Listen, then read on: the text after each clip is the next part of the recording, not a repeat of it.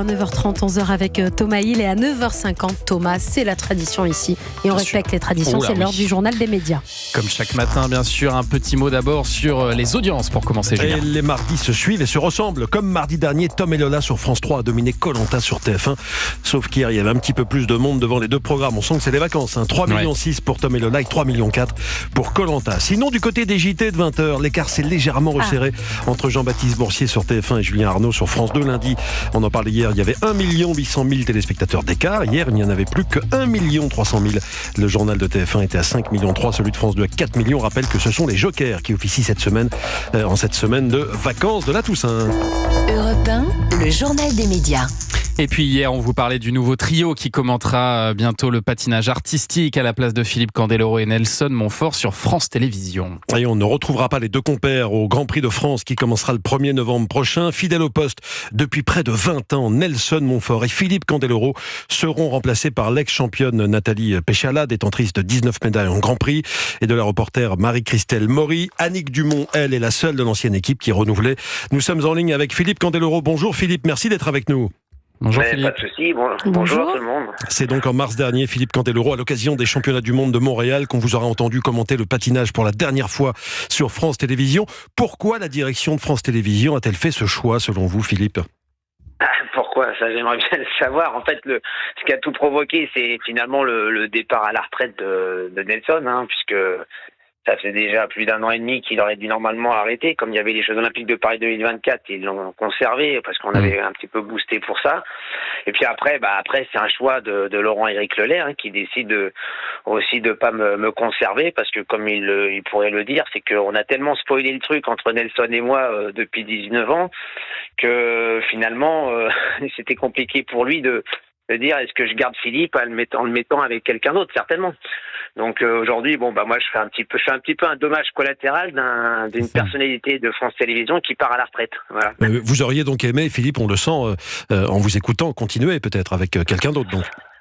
Alors dans les étapes, c'est vrai que quand on a annoncé que Nelson ferait plus partie en fait de France Télévisions, j'ai dit moi ça me paraît difficile de continuer. Puis après je me suis un peu ravisé en disant j'aimerais peut-être bien aller jusqu'à Milan et puis au moins faire un test avec la nouvelle personne, si vous me donnez le nom de la personne qui va prendre la suite de Nelson, pour voir si déjà ça peut matcher, parce que évidemment après 18 ans de bons et loyaux services aux côtés de Nelson avec quelqu'un qui répondait aussi facilement à mes blagues potages comme je dis, et puis on avait espèce de un petit jeu ensemble qu'on répétait pas, d'ailleurs c'était très spontané, et j'ai dit est-ce que si on met entre deux autres personnes qui vont pas autant rigoler, ça va peut-être pas matcher, donc effectivement mais au moins on aurait pu essayer quoi.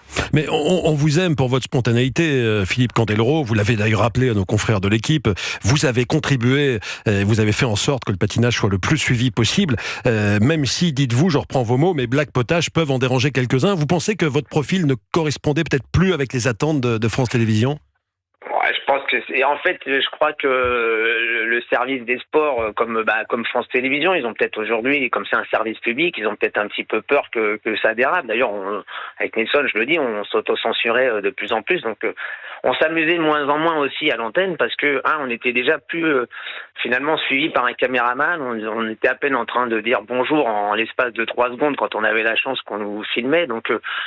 Après, moi, je dis, on s'est bien amusé. On a fait quand même 18 années avec différents directeurs du service des sports. Donc, il y a ça aussi. Il y a tout qui change aujourd'hui dans ce monde de la télé. Maintenant, effectivement, moi, je pense que je suis un électron qui peut parfois faire un petit peu peur, mais en même temps, c'est ce qui apportait entre 900 000 et 1,2 million de téléspectateurs à chaque fois qu'on était à l'antenne, sachant qu'on n'était pas vendu comme un match de rugby ou le Tour de France. Ouais, donc on verra ce que ça donne effectivement avec votre remplaçante Nathalie Péchala. Merci beaucoup Philippe Candeloro d'avoir été ce matin sur Europe 1. Et de rien, bonne journée à tous. Merci Philippe. On se retrouvera de toute façon. Bien sûr, on se retrouvera. On va retrouver un micro, évidemment. Et puis on va parler de TF1 maintenant, puisque TF1 a communiqué la date de diffusion de sa nouvelle série Cat Size. Mais ouais. Anissa, elle est partie, ça c'est évident. Anissa, Cat Size arrivera à partir du lundi 11 novembre. Un petit peu de patience, yes. un petit peu moins de 3 C'est semaines noté. et c'est bon. Le générique qui est le même que l'original des années 80, vous l'entendez, est chanté par Anne Silla. Elle avait gagné The Voice All Star en 2021. Alors comme le dessin animé des années 80, cette série est inspirée d'un manga japonais avec au casting cette fois Camilou, Constance Labbé et Claire Romain.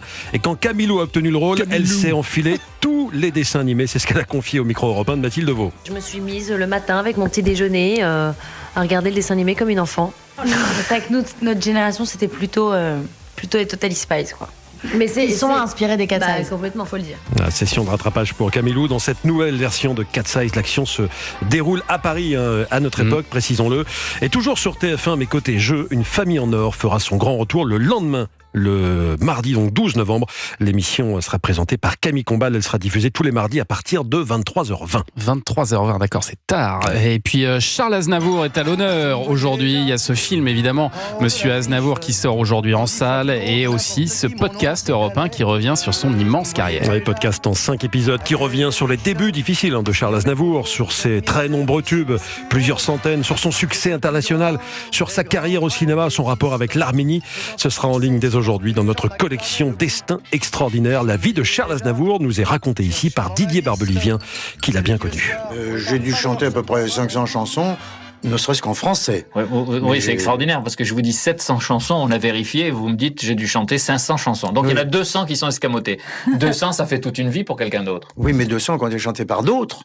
On parle de 1200 chansons, mais peut-on réellement compter toutes les chansons de Charles Aznavour ? Entre ses titres, ceux qu'il a écrits pour d'autres artistes, ses reprises, ses rééditions, ses réarrangements, le compteur grimpe vite.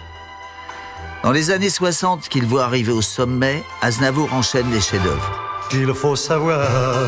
1200 chansons, c'est exceptionnel. À peu près, de ce qu'on n'est pas sûr exactement du nombre. Et pour ce destin extraordinaire Aznavour, vous aurez également des... vous l'avez entendu, il y aura des archives exceptionnelles. Il y a des trésors. Demain, on mettra en ligne en bonus l'intégralité de l'interview qu'il avait donnée à Europe 1 en 1967. 1 heure avant son mariage à Las Vegas, Europe 1 avait fait le déplacement pour recueillir ses impressions, refaire le monde avec lui alors qu'il s'apprêtait à vivre l'un des moments les plus forts de sa vie. Ce sera en ligne à partir de demain, et le podcast Destin extraordinaire Aznavour, donc à partir d'aujourd'hui. Merci beaucoup Julien pour ce journal des médias dont toutes les infos sont à retrouver dans la newsletter média. Inscription gratuite sur europe1.fr. Oui, j'ai mal dit journal. Non, mais vous l'avez dit à la Johnny. C'est le journal des médias.